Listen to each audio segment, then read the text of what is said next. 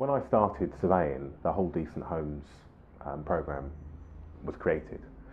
So one of my first, although I started off doing refurbs for one-off properties and new builds, the Decent Homes took up a large portion of the work for a lot of the consultants and a lot of housing associations, and that's what I went into. So one of my first contracts, ironically, was with a local authority doing a similar sized contract, not to the same value, much more restricted in what you could do.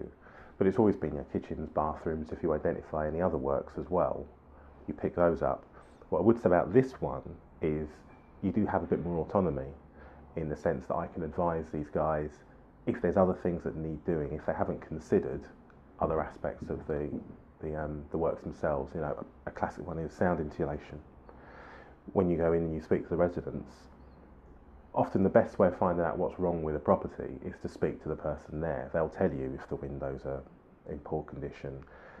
And often the sound insulation comes up, they can complain, they can hear a pin drop from their neighbours.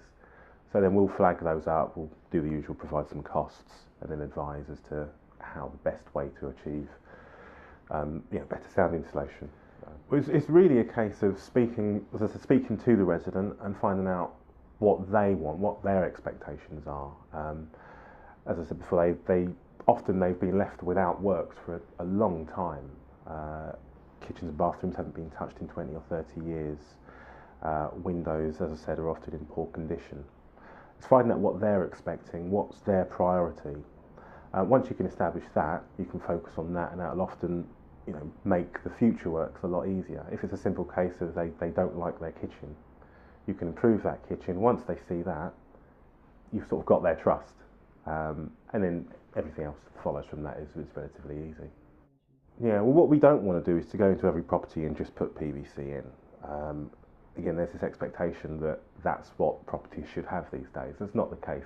A lot of the timber windows, they've been there for years, a lot longer than PVC has, and it's just a case of giving them the attention they need where they've been neglected.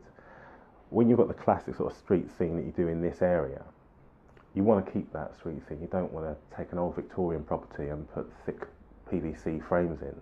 And it's explaining that to the resident. And we have these show flats that residents can come and see, and they can see what we do to these windows. And it's not just a case of a bit of wood filler, easing and adjusting. It's taking them out, it's refurbishing them, it's insulating them, replacing the glazing if we need to, and at the end of it, the window will look new. And often seeing that in a show home will reassure the tenants and they'll allow us to go ahead with the works.